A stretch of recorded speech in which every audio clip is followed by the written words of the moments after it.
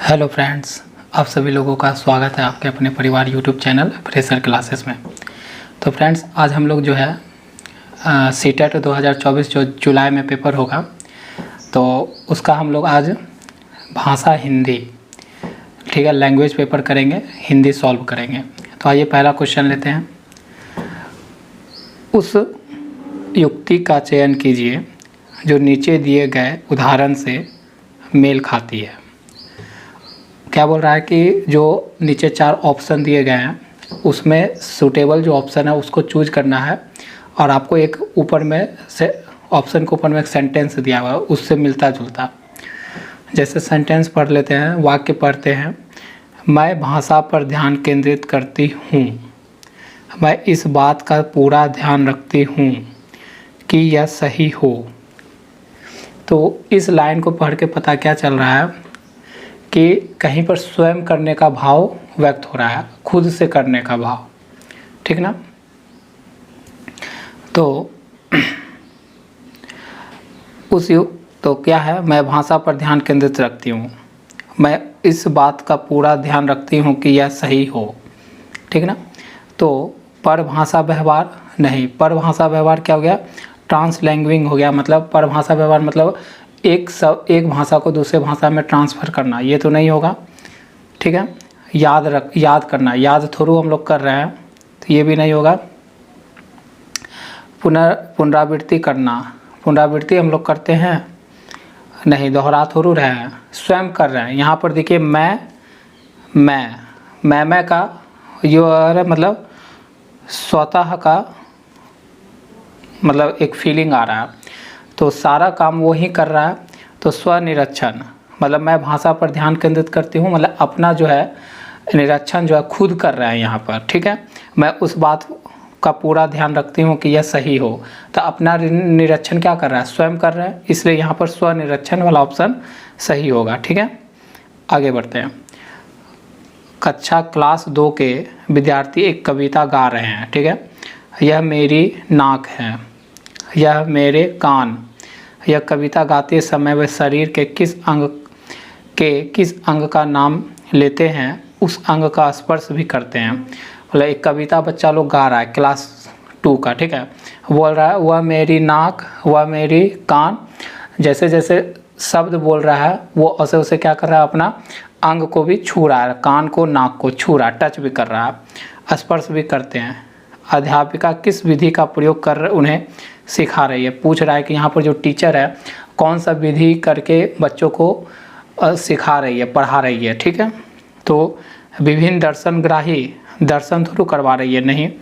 श्रव भाषिक, श्रव मतलब सुन के तो नहीं लग रहा है, सुन तो रहा है लेकिन श्रव भाषिक नहीं है। और संप्रेषण मतलब क्या होता है, कम्युनिकेशन, भाषा शिक्षण मतलब भाषा को जो लैंग्वेज शिक्षण हो रहा है यहाँ कम्युनिकेट करके हो रहा है, नहीं। समग्र भौतिक प्रतिक्रिया, भौतिक मतलब क्या होगा, फिजिकल टच करके जो हमारा अंग है, बॉडी पार्ट है, उसको करके वो कविता को याद करवा कर रही है। तो यहाँ पर सही ऑप्शन हो गया ऑप्शन 4, समग्र भौतिक प्रतिक्रिया। आगे आइए।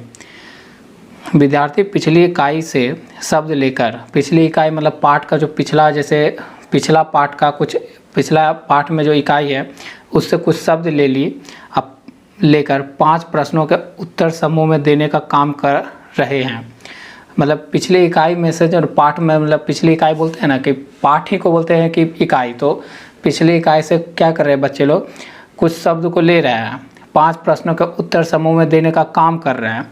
वे अपने सवालों को दूसरे समूह के साथ अदला बदली करते हैं, और 5 समूह बना हुआ है, ठीक है, 5 समूह बना हुआ है, और सारे ये समूह में क्या क्या है उसी तरह से 5 समूह बना हुआ है, अदला बदली करते हैं। जैसे इनके पास जो प्रश्न है वो इसको प्रश्न दे दिया इसको, और ये अपना प्रश्न मान लो इसको दे दिया, ये अपना प्रश्न फिर इसको दे दिया, फिर ये अपना प्रश्न इसको दे दिया, फिर ये प्रश्न, ऐसे करके मतलब एक दूसरे को अदला बदली अपना क्वेश्चन का उत्तर को प्रश्न कर रहे हैं यहाँ पर, और सवालों के उत्तर देने का कोशिश कर रहा है, और सवाल का क्या कर रहा है, उत्तर देने का कोशिश कर रहा है। तो ये किसका उदाहरण है, तो बताइए किसका उदाहरण है। मतलब 5 दोस्त हैं और एक ग्रुप मान लीजिए होगा, 5 ग्रुप, और वो अपना क्वेश्चन इसको दे रहे हैं, वो अपना क्वेश्चन ये अपना ऐसे करके क्वेश्चन दे रहे हैं पांचों, ठीक है, एक दूसरे को अपना प्रश्न है, समझ लीजिए, मतलब कहने का मतलब कि अपना प्रश्न हम अपने दोस्त को दे रहे हैं, वो अपना मेरा दोस्त में वो अपना जो प्रश्न बना के लाया उत्तर वो हमको दे रहा है। तो इस तरह से रीचेक करने के लिए कोशिश करें। तो ये किसका उदाहरण है? सहपाठी आकलन है। स्व आकलन, स्व तो मतलब स्वयं हुआ, स्व तो नहीं है, हम अपना उत्तर चेक करने के लिए दूसरा को दे रहा है, तो स्व तो है नहीं, ये खत्म। पठन आकलन, पढ़ के थोड़ा कर रहा है यहाँ पर, नहीं। पृष्ठ पोषक फीडबैक, नहीं। तो हमारा ऑप्शन सहपाठी, मतलब फ्रेंड को, सहपाठी मतलब अपना क्वेश्चन फ्रेंड को दे रहा है और वो उनका क्वेश्चन आंसर हम ले रहे हैं, तो एक दूसरे का सहपाठी आकलन कर रहे हैं, ऑब्जर्व मतलब चेक कर रहे हैं। तो ऑप्शन 1 राइट हो गया। आगे, मुझे यह काम बहुत ही पसंद है, ठीक है। जब अध्यापिका मुझे एक कार्ड देती है जिस पर कोई शब्द या वाक्य लिखा होता है, मैं उससे संबंधित अभिनय करती हूँ और समूची कक्षा उस शब्द वाक्य के बारे में अनुमान लगाती है। क्या बोला कि जैसे एक कार्ड में कुछ लिखा होगा, ठीक है, जैसे नाटक करना लिखा है, ये टीचर जो है इस कार्ड को, ये जो टीचर है इस कार्ड को एक स्टूडेंट को दे दी, ठीक है। अब वो स्टूडेंट इस कार्ड को पढ़कर वो क्या कर रही है, स्टेज पे चढ़कर वो क्या कर रही है, उस कार्ड में जो लिखा होता है ना उसको क्या कर रही है, उसको जैसे अभिनय करके क्या कर रही है, स्टेज पर अभिनय करके दिखा रही है। जो कार्ड में लिखा था शब्द, उस शब्द का मतलब को अभिनय के द्वारा समझाना चाह रही है, लगाती है। तो शिक्षार्थी की प्राथमिकताओं के साथ शिक्षार्थी की टिप्पणी की पहचान कीजिए, ठीक है। तो क्या हो रहा है, जैसे कार्ड में कुछ लिख दिया, ठीक है, जैसे मान लो कि कार्ड में हम लिख दिए क्या, कोई कुछ चीज़ नाटक के द्वारा हम बताने बोल दिए कि मैंगो मीठा होता है, या कोई होता है ना एक्टिंग करके दिखाना, अभिनय करके दिखाना, और बच्चों को बोल रहे हैं कि उस चीज़ को पकड़ के बताओ कि ये किस चीज़ का अभिनय कर रही है। तो उससे क्या चीज़ का सीखने का मतलब जरिया निकल रहा है, ये यहाँ पर पूछ रहा है। तो जब मैं गति बोधक तरीके से संलग्न रहती हूँ तो मुझे भाषा अच्छी तरह से याद रहती है। वहाँ पर स्टेज पे जाके गति ही तो कर रही है, तो ऑप्शन ए राइट हो गया, ठीक है, ऑप्शन ए राइट ही है, तो राइट हो गया। आगे भी ऑप्शन देख लेते हैं। जब मैं देखती हूँ तो मुझे भाषा अच्छी तरह से याद रहती है, तो यहाँ पर देख के तो नहीं हो रहा, देख तो रहा है लेकिन गति भी तो साथ साथ हो रहा है, तो ये सूटेबल नहीं है। जब मैं सुनती हूँ तो मुझे भाषा अच्छे से, यहाँ सुनने का काम नहीं हो रहा है, यहाँ अभिनय हो रहा है, तो देख रहा है और अंग क्या हिला के सीखने का जरिया हो रहा है, तो उससे ज़्यादा हमको याद रहेगा। जब मैं कार्ड से वाक्य को याद करती हूँ तो मुझे भाषा अच्छी तरह से याद रटने वाला तो काम है ही नहीं सीटेट के अंदर। आगे आइए, विद्यालय में प्रवेश करने वाले सभी बच्चे अपनी आयु अनुसार भाषा के सक्षम प्रयोगकर्ता होते हैं। सही बात है। जब हम विद्यालय में प्रवेश लेते हैं नया जो भी बच्चे न्यूली कोई भी स्कूल में प्रवेश लेते हैं तो वो एक अपना क्या होता है, क्षेत्रीय भाषा जानते हैं। तो वही बोल रहा है कि प्रवेश करने वाले सभी बच्चे अपने आयु अनुसार भाषा के सक्षम उपयोगकर्ता होते हैं। सही बात है, वो अपने भाषा को एज के अनुसार उपयोग कर लेते हैं। अब कारण पढ़ते हैं। भाषिक और सांस्कृतिक विविधता के कारण वे अपनी योग्यताओं का प्रदर्शन नहीं कर पाते हैं। सही बात है। क्या है कि भाषिक और सांस्कृतिक विविधता बहुत है इन कल्चर में, अलग अलग कल्चर में अलग अलग भाषा बोला जाता है और अलग अलग विविधता होता है प्रत्येक सांस्कृतिक कल्चर में। विविधता के कारण वो अपनी योग्यताओं का प्रदर्शन नहीं कर पाते हैं। सही है, नहीं कर पाते हैं। वो अपने क्षेत्र में तो अच्छा है लेकिन दूसरे कल्चर में आके फिर वो नहीं, दूसरे कल्चर वाले उसको नहीं समझ पाते हैं, तो क्या है, इससे क्या प्रदर्शन अच्छे से नहीं हो पाता है। तो ये तो सही है लेकिन योग्यता का प्रदर्शन दोनों सही है, दोनों सही है। तो गलत वाला तो होगा नहीं, गलत वाला होगा नहीं, और दोनों सही है, दोनों व्याख्या भी कर रहा है, तो ऑप्शन 2 राइट हो जाएगा। ठीक है, 95 का ऑप्शन 2 राइट होगा। दोनों से व्याख्या नहीं करती है, व्याख्या नहीं कर रहा है। क्या कर रहा है, व्याख्या नहीं कर रहा है। व्याख्या इसलिए नहीं कर रहा है क्योंकि ये तो भाषा पे है कि भाषा यूज करता है अपने सक्षम के अनुसार। यहाँ भाषा का भाषिक और सांस्कृतिक विविधता, यहाँ भाषा का यूज नहीं हुआ है कारण में। तो आपका ऑप्शन 2 गलत है, ऑप्शन 3 राइट है। मतलब आर और ए मतलब अभिकथन और कारण दोनों सही है लेकिन परंतु आर ए की सही व्याख्या नहीं कर रहा है। ठीक है, तो ऑप्शन 3 राइट है। आगे, कक्षा 5 का मंजीत अपने अध्यापक से अलग शैली में बात करता है। कक्षा 5 का स्टूडेंट है, ठीक है, मंजीत नाम है उसका। वो अपने टीचर से कुछ अलग शैली में बात करता है, अपने मित्र से कुछ अलग तरह से बात करता है, मित्र से अलग तरह से बात करता है। जैसे टीचर से बात करता है तो विनम्र होकर बात करता है कि नमस्ते मैम, ऐसे करके, ठीक है, उनको आदर दे के करता है टीचर को। और मित्र से कैसे बात होता है, फॉर्मल होता है, इनफॉर्मल तरीके से होता है, रे वे करके होता है ना। तो आप लोग इस चीज़ से संदर्भ से कनेक्ट हो सकते हो कि हम लोग फ्रेंड में कैसे एकदम इनफॉर्मल बात करते हैं।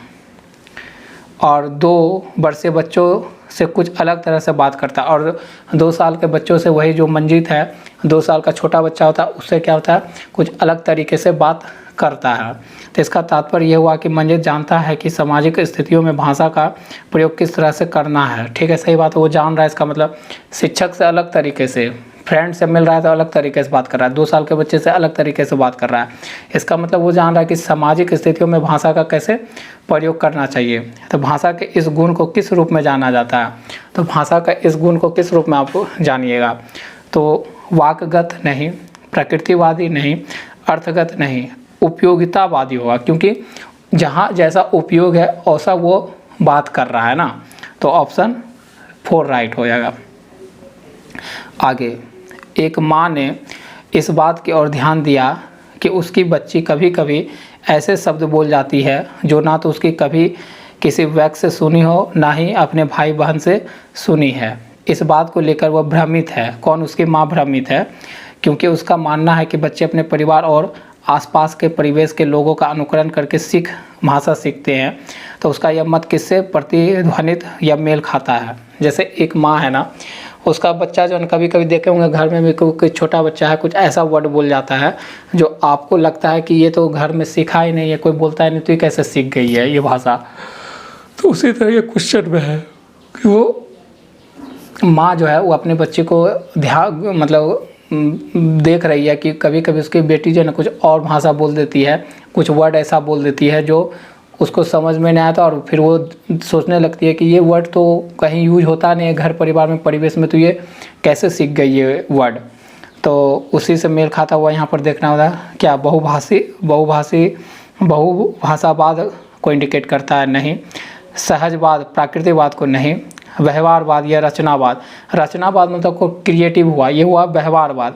व्यवहार की बात है कि जैसे व्यवहार के अनुसार वो अपने गुण के अनुसार, व्यवहार के अनुसार वो शब्द कभी बोल देती होगी, और लेकिन क्या है उसका मेल जो है वो उसकी माँ सोच रही है कि ये कहाँ से सीख गई है भाषा, ये वर्ड, ठीक है।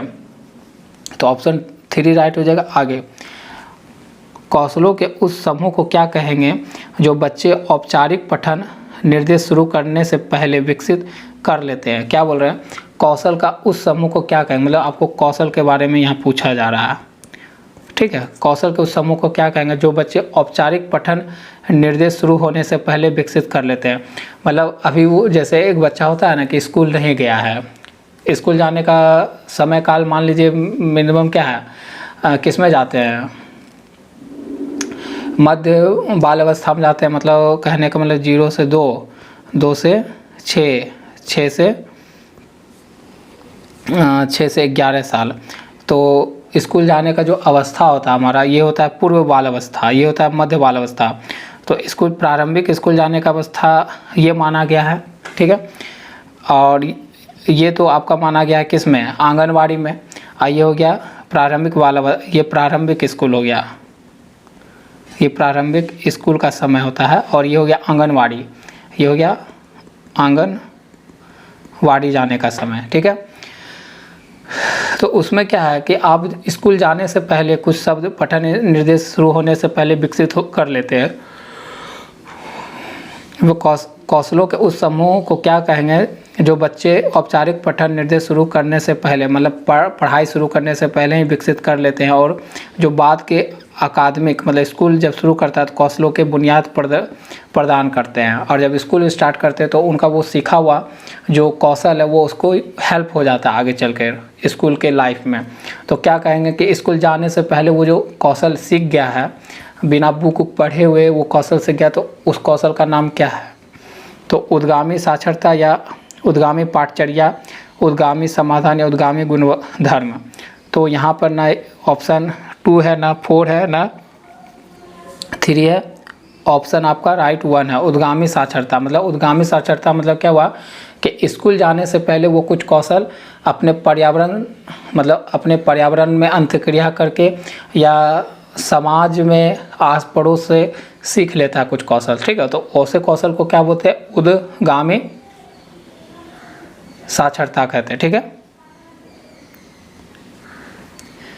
एक दादी नानी अपने घर में छोटे बच्चों को पुस्तकों से कहानी पढ़कर सुनाना पसंद करती है, ठीक है। समझ गए कि एक दादी नानी है, वो पुस्तक लेकर बच्चों को कहानी या कुछ भी कविता सुनाना पसंद करती है। इस तरह से वह उन्हें पुस्तकों व नए विचारों से परिचित करवाती है, और इस तरह से कहानी के माध्यम से क्या करती है, छोटे बच्चे को वो नए शब्दों से और नए विचारों से परिचित करवा रही है, ठीक है।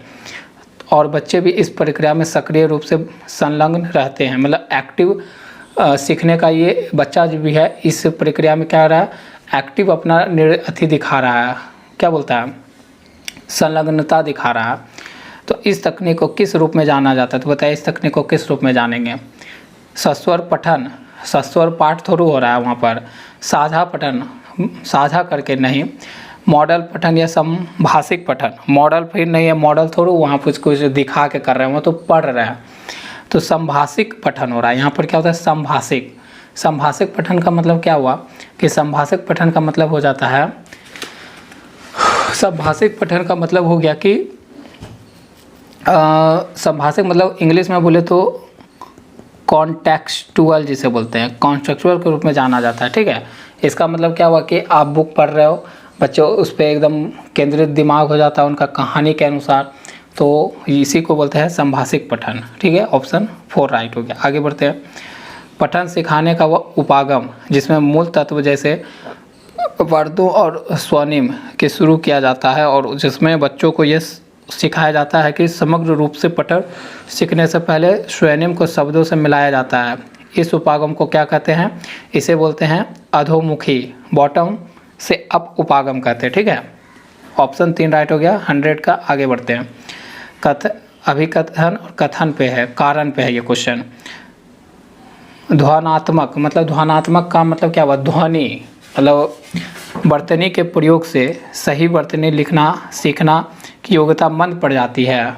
नहीं, कोई भी सीखने और लिखने की योग्यता आप बचपन में स्टार्ट करते हो तो बोलते हो तभी तो आप लिखते हो ना, तो इससे मंद थोड़ा पड़ जाता है। यही पहला सीखने का स्टेज ही है, तो इससे तो और फास्ट होता है ना। तो ये तो ऑप्शन यहाँ बोला मंद पड़ जाती है, तो ये तो गलत हो गया, मंद नहीं पड़ती है और अच्छा हो जाता है, फास्ट होता है। जब बच्चे पारंपरिक वर्तनी के स्थान पर अपनी आविष्कृत वर्तनी का प्रयोग करते हैं तब यह सही वर्तनी लिखने का उनकी योग्यता को मंद नहीं करता है, ये बात सही है, ठीक है। तो क्या हो जाएगा, 101 का ऑप्शन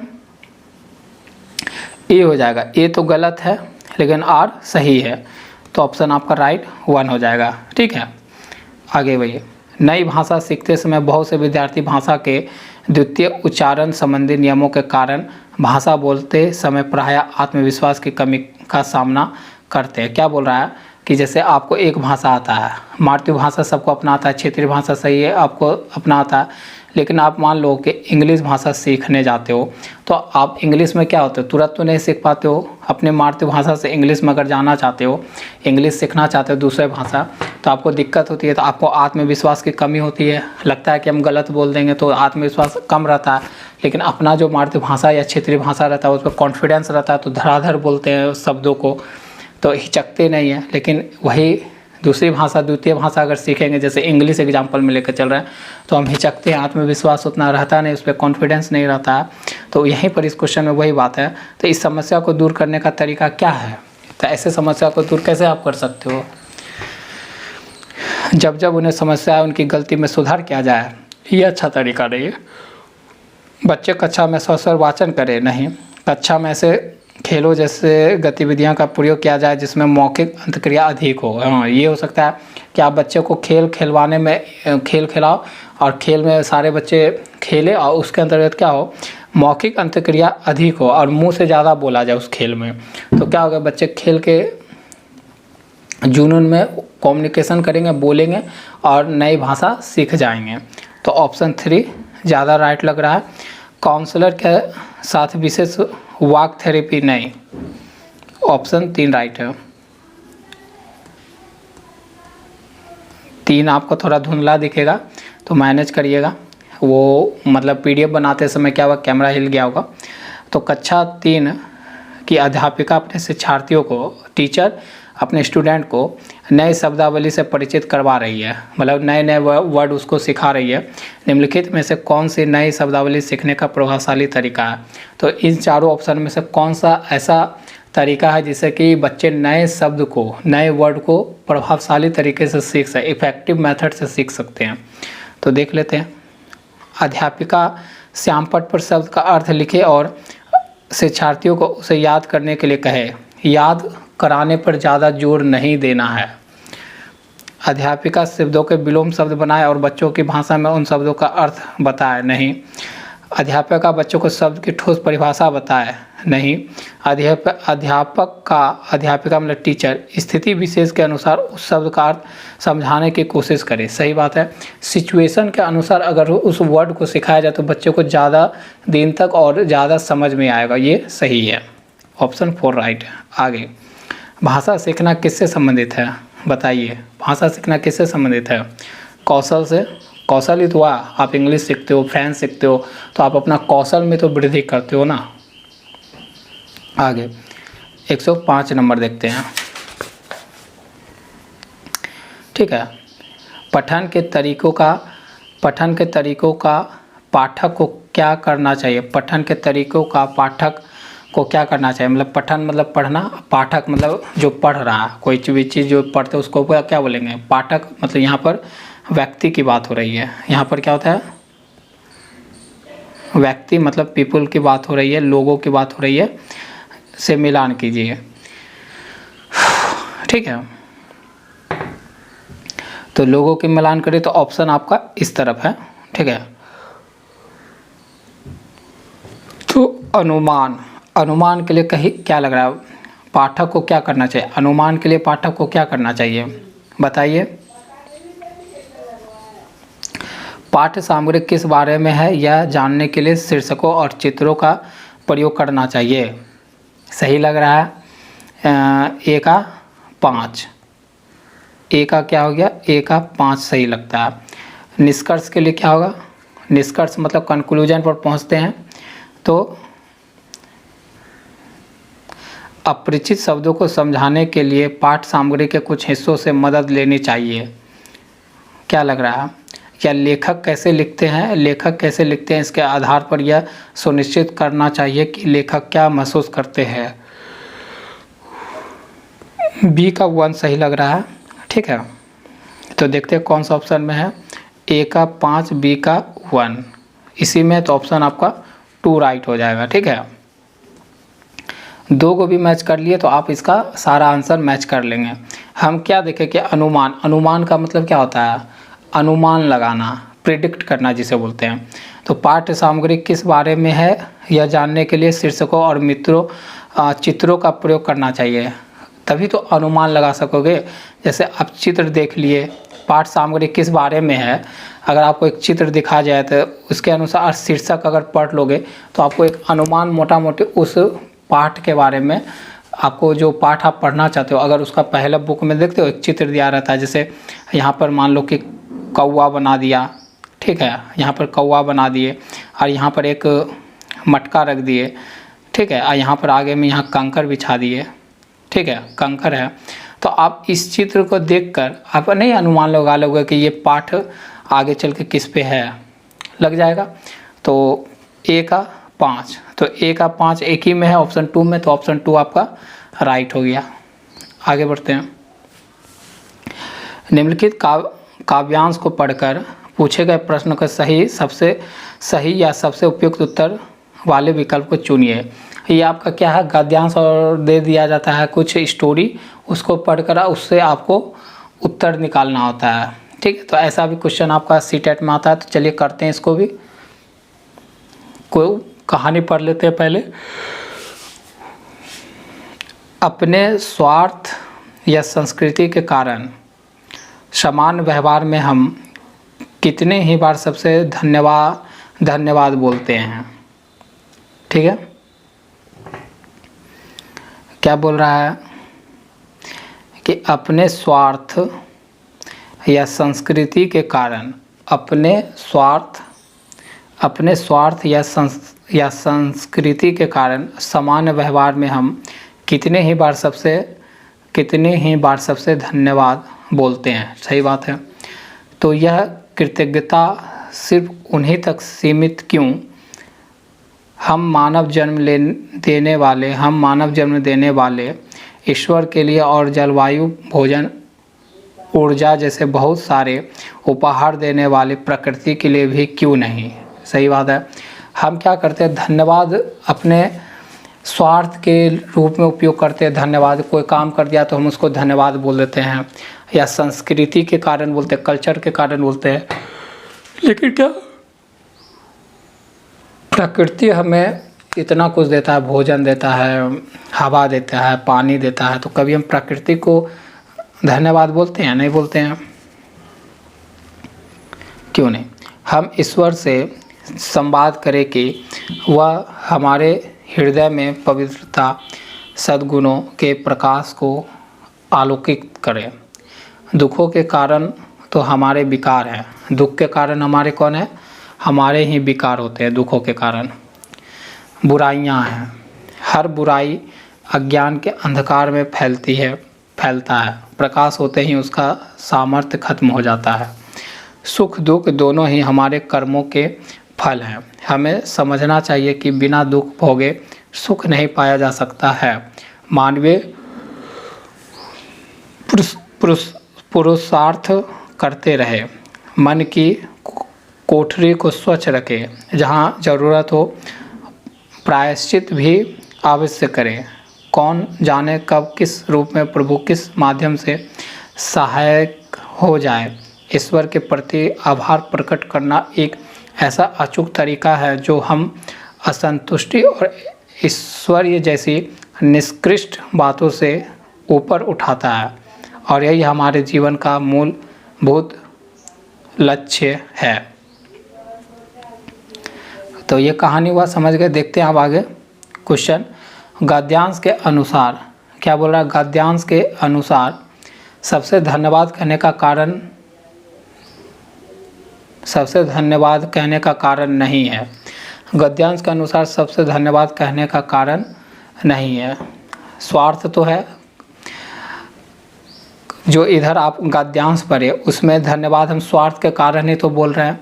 यहाँ पूछा नहीं है, तो हम स्वभाव कल्चर में स्वभाव ही आ गया। ये इसके संस्कृति से भी है। दया के कारण तो नहीं बोल रहे हैं। हमको लग रहा है ऑप्शन ए राइट हो जाएगा, क्योंकि ये जो आपका गद्यांश दिया हुआ है इसमें आप जो है ना स्वार्थ के कारण, संस्कृति के कारण किसी को धन्यवाद बोल देते हो। स्वार्थ, स्वभाव, संस्कृति के कारण आप क्या कर रहे हो? किसी को धन्यवाद तो बोल रहे हो, लेकिन किसी को अपने मन से तो नहीं बोल रहे हो। जैसे हमको प्रकृति इतना चीज़ देती है तो उसको कभी भी धन्यवाद हम लोग बोले हैं? नहीं बोलते हैं। कभी कभी बोल भी देते, लेकिन एक्चुअली में नहीं बोलते। तो गद्यांश में दया के आधार पर तो हम किसी को धन्यवाद नहीं बोल रहे हैं, तो ये नहीं होगा। हर बुराई अज्ञात के अंधकार में फैलती है। हर बुराई अज्ञान के अंधकार में फैलती है। इससे तात्पर्य है जो हर बुराई होती है वो अज्ञान के अंधकार में फैलती है। अज्ञान मतलब क्या? जब हमें ज्ञान नहीं होता है कोई भी चीज़ के बारे में, तो हम तभी तो हमारे मन में उसके प्रति क्या होता है? बुराई। किसी के बारे में मान लीजिए कोई व्यक्ति है, उसके बारे में हमको पता नहीं है, कोई कहीं से बोल दिया, उसको हम सुन लेते हैं, उसके बारे में हम बुराई अपने मन में धारण कर लेते हैं। तो बोल रहा है ना कि अगर हमको ज्ञान नहीं होगा, अज्ञान है हम, तो बुराई जरूर आएगा कि अंधकार में फैलती है। तो इसका अर्थ क्या है? अज्ञानी व्यक्ति बुराइयां फैलाते हैं। अंधेरा होते ही बुराइयां फैल जाती है? नहीं। अंधेरा सब बुराइयों की जड़ है? नहीं। अज्ञानता के कारण बुराइयां फैलती है। ऑप्शन 4 राइट हो जाएगा। ठीक है, कि आप अगर पढ़े लिखे नहीं, आपको कोई चीज़ का ज्ञान नहीं है, तो आप ये मेन कारण है कि बुराइयां वहीं पर जन्म लेती है। तो ऑप्शन आपका राइट हो जाएगा 4। आगे बढ़ते कविता के अनुसार देखते चल रहा है जो गद्यांश हम लोग पढ़े हैं। सुख दुख का कारण क्या है? हमारा ही क्या है? हमारा ही लोभ, भाग्य तो नहीं होता है, कर्म नहीं, दुर्भाग्य, प्राबंध। सुख दुख का कारण क्या है हमारा? देख लेते हैं कुछ इसमें गद्यांश में देख लेते हैं। यहाँ पढ़े थे सुख दुख दोनों ही हमारे कर्मों के फल हैं। कर्मों के फल है, देखिए है ना, सुख दुख हमारे कर्मों के फल हैं। तो सुख दुख का कारण कौन होता है? हमारा कर्म होता है। तो आपका ऑप्शन राइट हो जाएगा 4। गद्यांश के अनुसार चल रहा है, ठीक है, तो ऑप्शन 4 हो जाएगा। आगे गद्यांश के अनुसार प्रायश्चित के साथ साथ मानव को क्या करना चाहिए?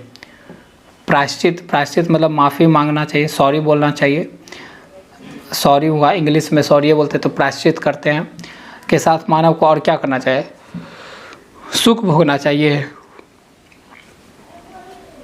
गद्यांश के अनुसार सफाई करना चाहिए, ऐसा कुछ था नहीं। पुरुषार्थ दुख भोगना, पुरुषार्थ करना चाहिए अपने आप को। फिर अपने आप को जैसे हम कोई गलती की उसके लिए हम माफ़ी मांगे तो फिर अपने आप में चेंज भी तो लाना है, तभी तो प्रायश्चित का अर्थ निकलेगा। तो ऑप्शन आपका राइट 3 हो जाएगा, ठीक है। आगे मन की कोठरी को स्वच्छ रखे से तात्पर्य क्या? मन की जो कोठरी है उसको स्वच्छ रखने से तात्पर्य क्या है गद्यांश के अनुसार? मन सब विकारों का कारण है। मन को नियंत्रण में रखना, मन से बुरे भावों को निष्कासन, मन के अनुसार कार्य करना नहीं। मन सब विकारों का कारण है नहीं। कोठरी को स्वच्छ रखने का मतलब हुआ कि बुरे भावों को बाहर निकालना। तो ऑप्शन आपका राइट 3 हो जाएगा, ठीक है, गद्यांश के अनुसार। आगे जीवन का मुख्य लक्ष्य, और ध्यान दीजिएगा ये हम ऐसे नहीं मार रहे हैं, यह गद्यांश हम समझ लिए हैं पढ़कर, इसलिए जल्दी जल्दी हम मार रहे हैं, ठीक है। जीवन का मुख्य लक्ष्य है, क्या है जीवन का मुख्य लक्ष्य गद्यांश के अनुसार? जीवन का मुख्य लक्ष्य क्या है गद्यांश के अनुसार? ईश्वर के प्रति अनासक्ति। ईश्वर जीवन का मुख्य लक्ष्य है ईश्वर के भक्ति करना, ईश्वर के प्रति आभार प्रकट करना, ईश्वर से ऊपर उठना नहीं, अनासक्ति नहीं है, इस दोनों में है। आभार प्रकट करना, ऑप्शन 3 राइट हो जाएगा। जीवन का मुख्य लक्ष्य क्या होता है? ईश्वर के प्रति आभार प्रकट करना। स्वार्थ का विलोम क्या है? स्वार्थ का विलोम क्या है? स्वार्थ का विलोम आपको क्या लगता है? निस्वार्थ होना चाहिए क्या? स्वार्थ का उल्टा पूछ रहा है। स्वार्थ उल्टा परोपकार होगा, तो ऑप्शन 4 राइट हो जाएगा, ठीक है।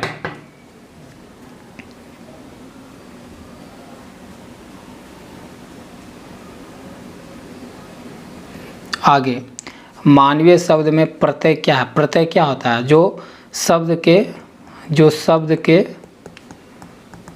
अंत में लगकर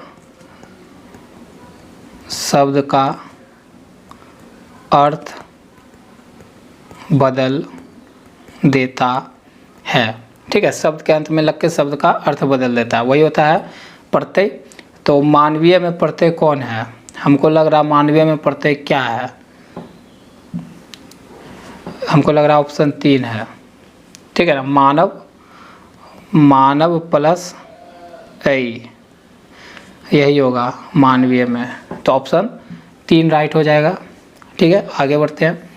निम्न में से कौन सा शब्द युग्म समूह से भिन्न है? कौन सा शब्द युग्म मतलब शब्द का 2 जोड़ा दिया गया, वो दोनों एक दूसरे से भिन्न है? सुख दुख, ये विलोम है। सुख का दुख होता है, ये विलोम है।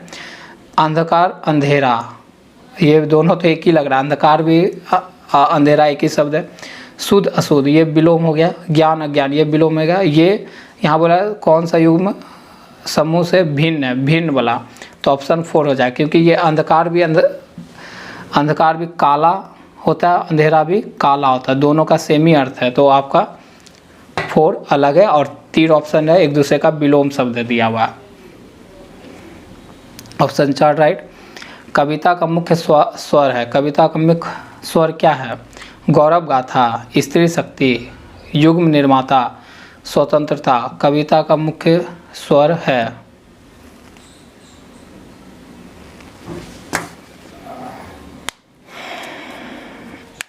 हाँ, कब हम लोग कविता हम क्वेश्चन खींच रहे फ्रेंड्स। आपका क्या होता है ना कि हिंदी जो आपका सीटेट में पूछा जाता है, एक तो गद्यांश पूछा जाता है, उस पर कुछ क्वेश्चन दिए जाते हैं, एक कविता होता है उस पर कुछ क्वेश्चन जाते हैं। तो कविता में क्या क्या उसका जो पीडीएफ बना रहा था तो कविता में छूट गया, कविता में सुनाता हूँ पहले, ठीक है, आपको पढ़कर। आया समय उठो तुम नारी, आया समय उठो तुम नारी, युग निर्माण तुम्हें करना है। आज़ादी की खुदी नींव में तुम्हें प्रगति पत्थर भरना है। अपने को कमज़ोर न समझो, जननी हो संपूर्ण जगत की, गौरव हो। ये कविता है। अब इसी में पहला क्वेश्चन है, कविता का मुख्य स्वर क्या है? कविता किस चीज़ पे बल दे रहा है? कविता का क्या आधार है? गौरव गाथा, स्त्री शक्ति, युग निर्माता या स्वतंत्रता? क्या लग रहा है? स्त्री शक्ति पर है ना। आया समय उठो तुम नारी, मतलब स्त्री शक्ति पर बल दे रहा है कविता में। तो ऑप्शन आपका क्या हो जाएगा? 3 राइट होगा। आगे आते हैं। कविता के अनुसार स्वतंत्रता प्राप्ति में स्त्री की भूमिका डैश है। क्या है? आया समय उठो तुम नारी, युग निर्माण तुम करना है। आज़ादी की, यहाँ पर यह स्वतंत्रता, आज़ादी की खुदी नींव में तुम्हें प्रगति पत्थर भरना है। तो औसत है, नग्न है, संज्ञान योग है, अप्रशंसनीय, क्या लग रहा है? तो यहाँ पर संज्ञान योग्य है। कविता के अनुसार स्वतंत्रता प्राप्ति से स्त्री की भूमिका संज्ञान योग है। इसका अभिप्राय है पहचान योग है। क्या है? संज्ञान योग का मतलब है पहचान योग्य है, मतलब स्त्री से ही स्वतंत्रता प्राप्ति से स्त्री का जो संबंध है वो कैसा है? पहचान योग, जिसे हम संज्ञान योग भी बोल सकते हैं कविता के अनुसार। आगे, स्त्री के लिए किस विशेषण का प्रयोग नहीं किया गया है? स्त्री के लिए किस विशेषण का प्रयोग नहीं किया गया? अबला तो करते ही करते हैं। अच्छा, कविता के अनुसार देखना, ये भी ध्यान रखें, कविता के अनुसार देखना। सबला का क्या गया? सबला मतलब सक्षम। नींव, नींव का भी किया गया है कविता में, देखिए। और कविता तो है नहीं मेरे पास, कविता मैं पढ़ कर सुनाता हूँ। आया समय उठो तुम नारी, युग निर्माण तुम्हें करना है। आज़ादी की खुदी नींव में, देखो नींव बोला गया। विशेषण क्या होता है? जो स्त्री का क्या कर रहा है? विशेषता बता रहा है। तो स्त्री के यहाँ नींव क्या है? विशेषता बता रहा है। ये विशेषण भी है। गौरव, गौरव भी विशेषता बता रहा है। कविता में है ना, कविता में देखिए कहाँ पर है? कविता में गौरव है, गौरव हो, है ना। जननी हो संपूर्ण जगत की, गौरव हो, तो ये भी यूज किया गया है कविता में। तो ये भी है। यहाँ पर पूछा कि कौन नहीं है, आपको ध्यान देना, नहीं वाला आपसे पूछा है। अबला, कहीं पर अबला क्या होता है? अबला मतलब होता है एक निगेटिव वर्ड हो गया ये। तो निगेटिव वर्ड तो कहानी में कविता में यूज किया गया नहीं, तो अबला एक निगेटिव वर्ड है, यही होगा आंसर। ठीक है, आगे बढ़िए। स्त्री की निर्माणकारी शक्ति का भाव कविता के किस पंक्ति में निहित है? कविता का यहाँ पर पंक्ति दिया गया, आपको उठाकर 4 ऑप्शन बना दिया उसी को। इसी में स्त्री का निर्माणकारी शक्ति मतलब निर्माण मतलब बनाने का, निर्माणकारी शक्ति का भाव कविता के किस पंक्ति में छुपा है? युग निर्माण तुम्हें करना है, हाँ इसमें लग रहा है। आज़ादी की खुदी नींव, जननी हो संपूर्ण जगत की, कमज़ोर न समझो, इसमें तो है नहीं। तो किस में है निर्माणकारी? बताइए। निर्माणकारी ऑप्शन 1 में है। युग निर्माण तुम्हें करना है ना, निर्माण और निर्माण, तो ऑप्शन ए राइट हो गया, सारा ऑप्शन डिलीट। आगे, कविता के अनुसार स्त्री को गौरव गान करते रहना होगा, पत्थर भरने का कार्य ही करना होगा, स्वयं की शक्ति को पहचानना होगा, जननी के रूप में ही रहना होगा, स्वयं की शक्ति को पहचानना होगा। ऑप्शन 3 राइट हो जाएगा। ऑप्शन 3 राइट होगा, क्योंकि कविता क्या बोलना चाह रहा है कि आया समय उठो तुम नारी, मतलब नारी को क्या बोल रहा है? जागने बोल रहा है। जागने का मतलब है कि उसको मोटिवेट कर रहा है। युग निर्माण तुम्हें करना है। आज़ादी की खुदी नींव में तुम्हें प्रगति पत्थर भरना है, अपने को कमज़ोर न समझो, जननी हो संपूर्ण जगत की गौरव हो। तो क्या है यहाँ पर कविता में स्त्री को स्वयं की शक्ति को पहचानने बोल रहा है, मतलब उठने जगने बोल रहा है ना, तो स्वयं की शक्ति को पहचानने बोल रहा है। तो ऑप्शन 3 राइट हो गया। आगे, जननी हो संपूर्ण जगत की पंक्ति में कौन सा अलंकार है? जननी हो संपूर्ण जगत, जो रिपीट हो रहा है, जो वर्ण है, वर्ण जो है आपका जौ, और फिर यहाँ पर भी रिपीट हो रहा है वर्ण जौ। तो 2 बार हमको लग रहा है कि अगर होता है तो अनुप्रास अलंकार है। जब एक ही वाक्य में अगर हमारा क्या होता है, वर्ण अगर रिपीट होता है, जैसे जननी में जो रिपीट जो है को हो संपूर्ण जगत, फिर जगत में भी जो है कि फिर जगत की, तो 2 बार जो आया है इस सेंटेंस में। तो जब 2 बार कोई भी वर्ण अगर रिपीट हो जाए कि इस सेंटेंस में, तो वो किस अलंकार को इंडिकेट करता है?